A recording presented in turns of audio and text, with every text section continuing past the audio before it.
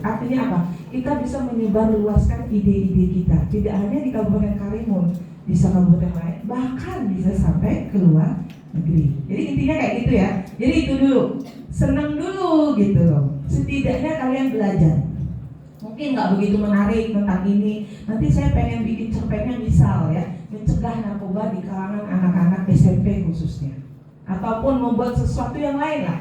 Tapi setidaknya kita belajar dari sini. Nah nanti setelah ini baru ada materi lain yang akan memberi arahan. Gimana sih nulis cerpen itu supaya memang ide kita itu bisa tertuang gitu loh, bisa tersampaikan gitu ya. Intinya seperti ini. Jadi sekarang kita akan bicara tentang bully. Ini mungkin yang di halaman tadi biar lebih fokus. Nah intinya sekarang kalian itu mengenali. Ibu udah tahu, tapi supaya kenalnya apa? Kalau udah kenal kayak gini, mungkin tahu, ada yang mungkin ya tahu dengan ibu, tapi belum begitu kenal.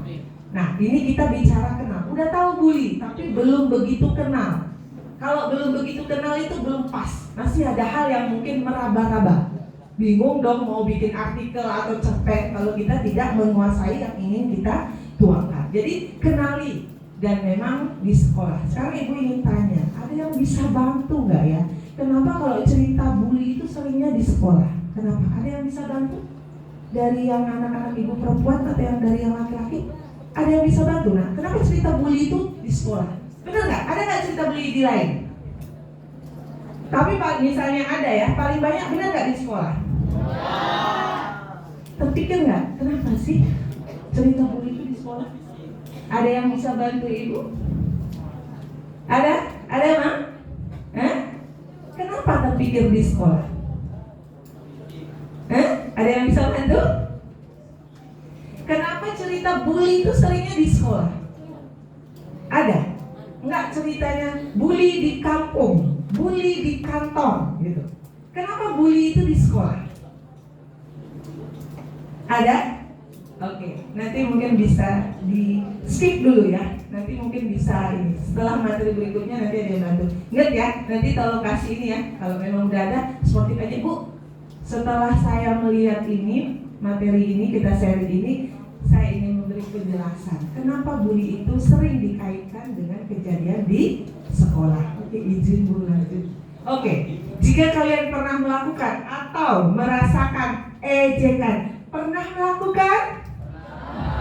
Pernah merasakan? Di mana melakukan dan merasakan ejekan itu, Nak?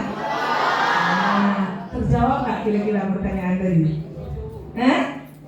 Terjawab, udah mulai ada gambaran? Jadi intinya itu ya.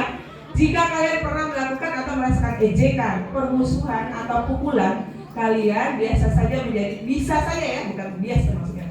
Kalian bisa saja menjadi pelaku atau bahkan menjadi korban bullying. Nah, jadi kalau mengejek atau memukul itu dua tuh. Tadi kan udah bilang tuh, pernah melakukan, pernah merasakan. Kalau yang melakukan kira-kira dia pelaku atau korban? Kalau yang merasakan? Oke. Nah ya, sepakat ya. Jadi itu pernah. Dan kita sekarang sudah sepakat untuk tidak ada lagi bully. Berarti kita berharap tidak akan ada yang pernah melakukan dan tidak akan ada yang pernah merasakan. Nah, intinya seperti itu. Oke, izin lanjut. Nah, kasus bully di Indonesia itu seperti fenomena gunung es. Tahu nak fenomena gunung es itu seperti apa? Nah, jadi dia itu sebenarnya menggunung tapi tidak paham.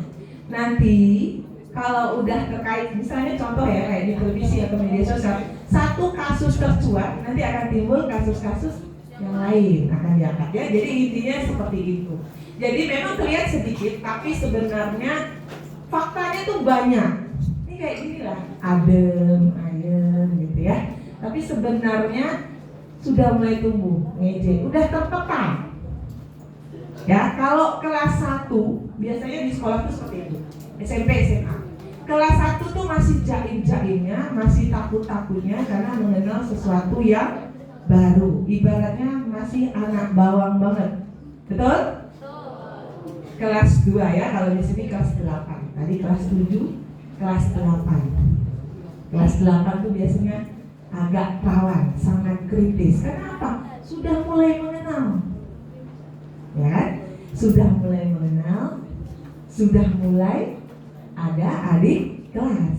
Tadinya merasakan, sekarang kelas 8 sudah ada kesempatan untuk melakukan, karena sudah ada nih objek yang bisa merasakan. Kalau kelas 3 kembali jadi, kenapa? Mau lu?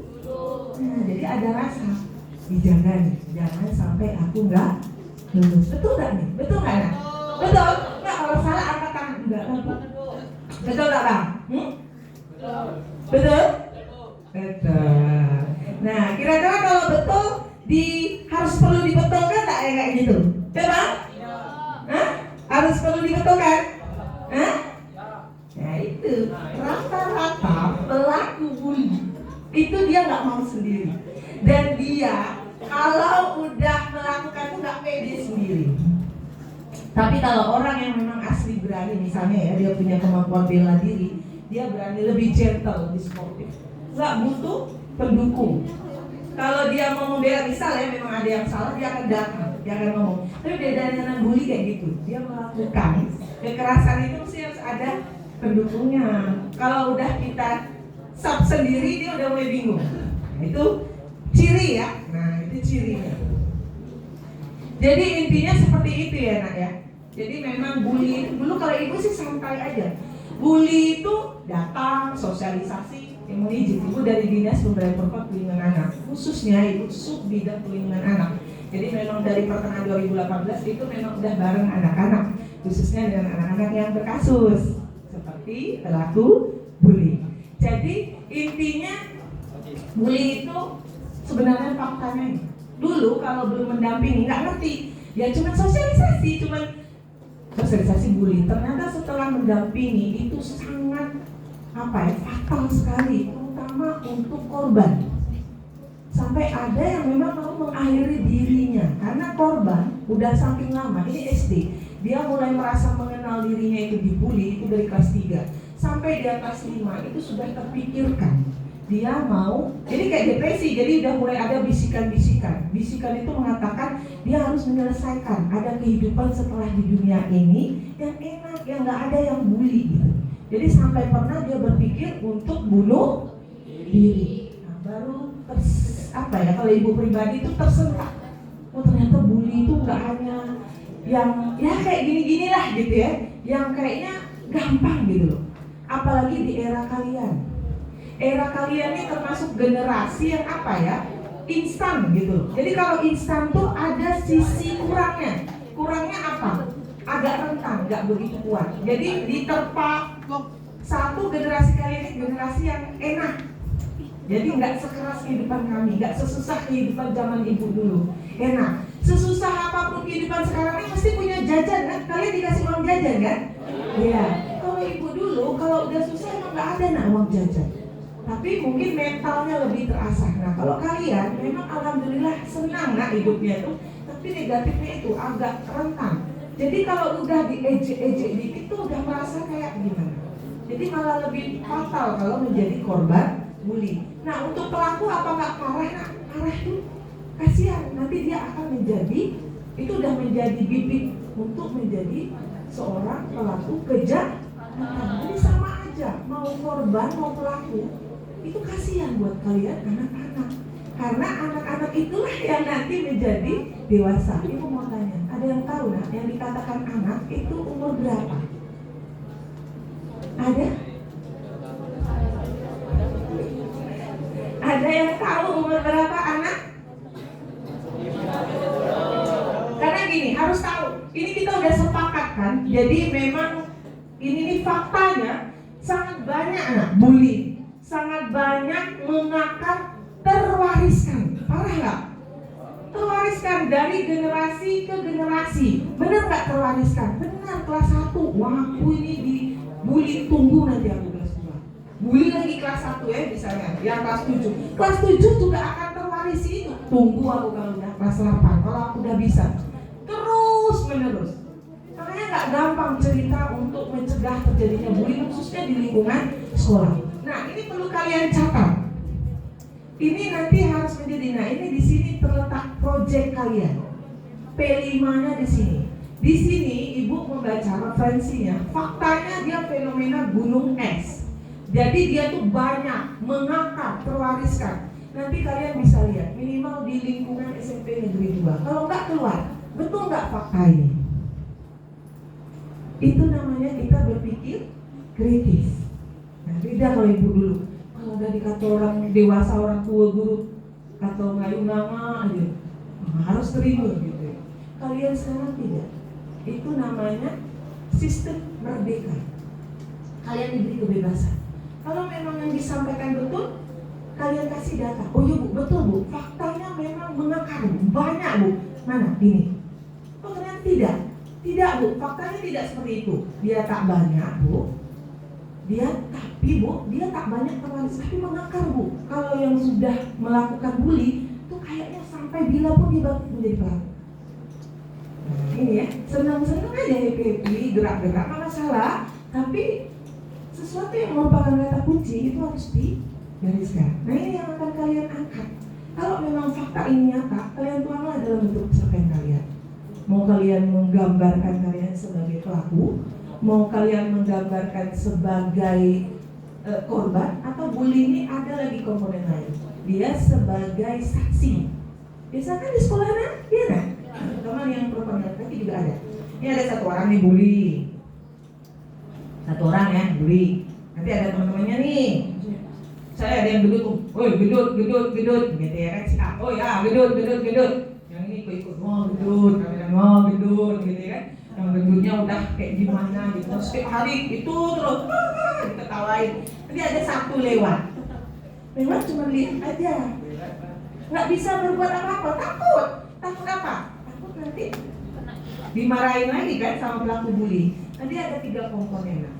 Jadi dalam hal ini, kalau kita kasus bully itu, kalau ibu tuh biasanya ibu mendampingi itu 3 macam anak. Dia sebagai korban bully, itu yang utama ya, karena yang melaporkan. Nanti pelaku bully juga dipanggil, saksi juga biasanya dipanggil polisi gitu untuk memberikan keterangan. Jadi di BAP, berita acara pemeriksaan, itu biasanya 3 anak yang kami dampingi. 3 harus kami dampingi. Jadi selain dinas perlindungan anak ada tim, dinas sosial, ada penasihat hukum, ada psikolognya. Nah kita dampingi sesuai dengan status anaknya. Sebagai korban dampingi seperti ini, sebagai pelaku seperti ini, sebagai saksi seperti ini. Ya, oke? Paham nak ini? Jadi slide nggak perlu banyak-banyak gitu loh. Apalagi menjelaskan bullying untuk anak SMP kan, anak SMA aja jelas. Karena ini memang terkait project kita, nih boleh digali. Ini ada satu kata yang memang bisa kalian olah. Bener nggak sih bully itu faktanya? Dia kayak gunung es. Gunung es itu maksudnya apa? Nggak kelihatan. Orang-orang nggak kelihatan. Beda kalau misalnya ada kasus apa gitu ya. Misalnya ada kasus pembunuhan, langsung tersorot jelas. Tapi kalau bully ini kayak gini, dengan mungkin dinas pun, negara pun santai, nggak bisa apa ya, sosialisasi yang penting ada kegiatan, tapi nggak betul-betul menyampaikan itu sampai ke akarnya, sehingga faktanya seperti ini ya, dilihat gitu ya. Nah kenapa ibu menyampaikan tadi umur anak tuh umur berapa? Ada yang tahu nih? Sambil cerita-cerita tadi, ada yang tahu nah? Mungkin pernah baca. Dikatakan anak tuh umur berapa? Karena itu terkait, ibu kan udah cerita nih. Salah satu tupoksi ibu mendampingi anak. Nah, dikatakan anak tuh siapa? Gitu loh. Umur berapa? Karena gini, di Indonesia, kalian tahu di tempat kita ada undang-undang perlindungan anak, tahu? Nah, itu salah satu referensi buat menulis. Baca, tahu undang-undang perlindungan anak nomor berapa? Sorry ya, emang gak bawa kadonya, gak bawa hadiahnya, tapi bisa dibantu kalau yang tahu. Ada yang tahu undang perlindungan anak nomor berapa, tahun berapa? Nah di situ ada yang dikatakan anak umur berapa itu ada. Tahu? Ada yang bisa bantu? Kakak? Ada yang bisa bantu?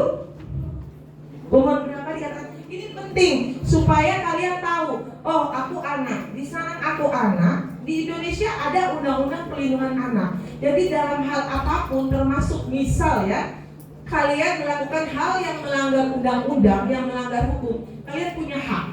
Hak itu tertuang di undang-undang perlindungan Nah, itu bukan membela ya nak. Bukan berarti misal contoh kalian mencuri. Kan sering tuh anak-anak, karena ibu pernah dengar sendiri tuh ada anak bicara, curi tak apa-apa gitu buat salah, nanti ada ibu-ibu bapak-bapak tuh yang bebaskan kita. Tidak nak, no, nggak bebas. Tetap ada tanggung jawab, konsekuensi hukum. Setiap warga negara Indonesia yang melanggar undang-undang atau melanggar hukum, dia akan dipertanggungjawabkan secara hukum. Ingat ya nak ya. Jadi nanti tolong disampaikan. Cuma khusus untuk anak ada undang-undang perlindungan anak di negara kita. Jadi dalam kalian melakukan proses hukum, kalian wajib untuk didampingi oleh orang dewasa. Orang dewasa di sini siapa? Orang tua dan tim perlindungan anak yang mewakili negara. Jadi orang tua dan negara harus hadir. Itu aja bedanya. Bukan dibebaskan. Kenapa harus didampingi sama orang tua? Ada yang bisa jawab? Ya karena kalian masih anak-anak. Kalau anak-anak itu ibarat orang, kalau kita dalam orang muslim, maaf Islam, belum akhir balir. Jadi kalau perempuan itu belum menstruasi, kalau laki-laki itu belum mimpi basah. Jadi memang kita harus menjalani ya, misalnya sholat, tapi belum begitu dihitung, belum betul-betul sah diwajibkan. Karena itu tadi belum dianggap dewasa, sama oleh negara. Anak-anak harus didampingi. Karena kalian tuh belum, walaupun udah pakai celana panjang, udah bisa trek-trekan gitu ya, tapi secara umur lu masih anak-anak, wajib didampingi. Harus ingat, nanti kan calon bapak-bapak, ibu-ibu nih. Nah kalau kalian punya anak ya kalian punya tanggung jawab. Gak boleh anak itu langsung dimarahin. Jadi kalau anak membuat kesalahan itu biasanya harus koreksi orang tua dulu gitu. Kalian besok menjadi orang tua juga kayak gitu. Oke, ada yang bisa tahu? Ada yang bisa bantu? Anakku umur berapa nak? Berapa kak? Coba yang Pak. 3 sampai 12 tahun. Ada yang berpendapat yang lain? Kalau menurut kakak ini 3 sampai 12 tahun. Yang lain ada bisa bantu? Umur berapa anak itu? Berapa bang? Berapa bang? 3, 10 dari kakak 3 sampai 12. Ada yang 3, 10, 3 sampai 12. Oke, kakak berapa? Nanti kita ini ya, kira-kira nanti yang lain setujunya mana? Oke, berapa kak? 5 sampai 18 tahun. Oh, 5 sampai 18 tahun. Ada yang kasih masukan tadi? 3, 12, 3, 10, 5, 18. Ada lagi? Ada kan? Gak apa-apa. Kasih pendapat. Oke, kita vote. Siapa yang setuju 3 sampai 12 tahun? Angkat tangannya. 3 sampai 12 tahun tuh tadi. Yang dikatain kakak ya 3 sampai 12 tahun. Siapa yang setuju? Yang dikatakan anak itu 3 sampai 12 tahun. Ada yang setuju? Siapa? Atau yang menurut abang tuh tadi 3 sampai 10 tahun. Ada? Yang di belakang tadi 5 sampai 18 tahun. Lah terus yang lain berapa yang dikatakan anak? Kalian masih anak-anak nggak? Hah? Rata-rata umurnya berapa? 14. Ada yang 15? Nggak ada, 14 paling gede ya. Kira-kira masih anak-anak nggak nih? Nah, yang tadi 3 sampai 12, 3 sampai 10. Berarti benar atau salah, setuju atau enggak? Ini nih, 14 tahun masih anak-anak nggak? Hah? Remaja, berarti nggak anak ya. Jadi banyak yang sepakat intinya 12 gitu ya, atau 10 gitu ya. Berarti nggak ada yang setuju dengan 5 sampai 18 tahun. Karena ini remaja. Oke. Sekarang kita ini sharing ilmunya. Menurut Undang-Undang Perlindungan Anak, yang dikatakan anak itu umurnya 0. Sepakat? Anak ada yang dikatakan umur 0 tahun. Di mana tuh anaknya? Hah? Baru lahir? Hah? Siapa yang bilang 0 tahun itu anak baru lahir? Angkat tangan. Iya kan? Ini yang sekarang anak 0 tahun itu anak yang baru lahir. Ada? Atau anak yang bayi 0 tahun siapa? Ayo. Mikirnya Jadi di Undang-Undang Perlindungan Anak itu dikatakan anak umurnya 0 tahun. Makanya ibu tanya, tahu nggak kalian 0 tahun itu yang mana anaknya? Hah? Nggak tahu. 0 itu yang masih di dalam kandungan. Ya kan, kalau dia baru lahir itu dia 1 jam nih, anak SMP udah bisa ngitung. Katakanlah dia lahir tuh baru lahir 1 menit. 1 menit itu berapa hari? Bisa dikalikan lagi, dia berapa persen dari tahun? Tetap dia masih bisa kita tahu. Benar nggak? 1 jam itu bisa kita tahu kan? Benar ya? Ini yang apa ya? Yang kata orang yang ligat matematik nih, siapa nih? Sama kan? Kalau dia baru lahir 1 detik aja itu bisa ditahunkan. Karena 1 detik itu berapa per hari, berapa per bulan, berapa per tahun, itu dapat. Masih ada kata tahun, tapi dia 0. Nah, gelaran bulannya 0. Jadi sepakat ya nak, yang dikatakan 0 itu anak yang di dalam jadi itu udah punya kewajiban. Orang tua, negara, dan kita semua punya tanggung jawab dengan anak yang di dalam kandungan. Dia sudah memiliki hak untuk mendapatkan hak sebagai anak. Sampai di Undang-Undang Perlindungan Anak dikatakan anak 0 sampai sebelum dia 18. Nah, jadi kalau udah 18 tahun itu udah nggak anak-anak. Misalnya sekarang tanggal 18. Ada yang lahir tanggal 19 Januari besok 18. Jam 12 malam, misal ya, di contoh, anak ini misal dia melakukan pencurian. Pukulnya itu kurang 1 detik dari jam 00.12 malam. Kurang 1 detik gitu loh. Jadi berarti kurang 1 detik umur dia 18 tahun. Itu berarti dia dikategoris sebagai anak. Karena dia belum 18 tahun. Dan kalau dia diproses hukum, dia harus diberlakukan sesuai dengan Undang-Undang Perlindungan Anak. Nanti untuk hukumnya ada lagi Undang-Undang Sistem Peradilan Pidana Anak. Ini kalian kalau memang yang udah tertarik dengan hukum, nanti mau jadi sarjana hukum, yang mau bekerja menggodok masalah hukum di negara ini, nanti kalian akan belajar jauh tentang itu. Jadi harus tahu ya nak, yang dikatakan anak itu 0 sampai sebelum 18 tahun. Nah, setelah sharing ini harus tahu dong, kalau ditanya anak tuh umur berapa, langsung saya bisa jawab 0 sampai sebelum 18 tahun. Sebaliknya, ini nanti kan pada SMA nih, misal kalian melakukan apalah yang memang melanggar hukum. Sebaliknya, kalau kejadiannya malam, lewat 1 detik aja, kayak kalian tanggal 19 ini, 1 detik aja lewat, berarti kalian sudah terhitung. Karena jam 00 itu kalian sudah terhitung 18 tahun. Nah, itu udah dikategorikan dewasa. Nggak ada lagi Undang-Undang Sistem Peradilan Pidana Anak, nggak pakai lagi Undang-Undang Perlindungan Anak. Kalian nggak dapat hak lagi untuk dilindungi, karena yang paling rawan anak laki-laki. Bedanya laki-laki dengan perempuan apa? Kalau perempuan itu cukup dewasa, kalau laki-laki itu lama. Jadi kalau laki-laki, kebetulan ibu anaknya 3 laki-laki. Kalau kayak gini nggak bisa diajak yang serius-serius. Buat suka-suka aja lah. Udah lah bang, sekolah. Yang penting ingat aja kalau ibu kayak gitu. Jangan sampai melanggar aturan. Itu udah konsekuensi di negara kita. Aturan etika itu tetap dipegang. Jadi jangan merasa terpaksa, tanamkan dalam diri, nah enjoy aja. Pokoknya yang fatal-fatal banget lah. Kalau soal yang penting, kalau nilai yang penting naik aja. Karena emang nggak bisa diajak bicara yang gimana. Kalian mulai dewasa itu nanti kalau udah kuliah. Karena itu perkembangan otaknya udah mulai mantap tuh setelah umur 18 tahun. Nah nanti di saat kuliah kemudian ibu udah punya anak yang 1, yang 2 udah kuliah. Nah itu baru enak ngomongnya. Jadi nggak perlu diomongin, dia sendiri yang maju. Nah ini kuliahnya kayak gini. Beda dengan anak perempuan. Kelas 5 SD aja kalau yang udah dewasa udah dewasa.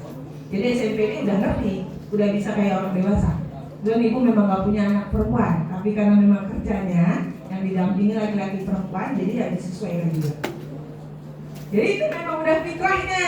Kalau misalnya guru ya, misalnya di sekolah SMP, SMA, yang bandel-bandel seringnya SMP ya, laki klimaksnya itu. Biasanya kalau laki-laki itu mulai kelas 5 SD itu mulai nampak taringnya. Udah mulai ini, udah mulai itu. Siap-siap lah orang tuanya. Mulai dikomunikasi sama gurunya, sama wali kelasnya. Puncaknya kapan? Ini kelas SMP. Harus banyak bisa jaga emaknya. Karena kalau nangis di depan bapak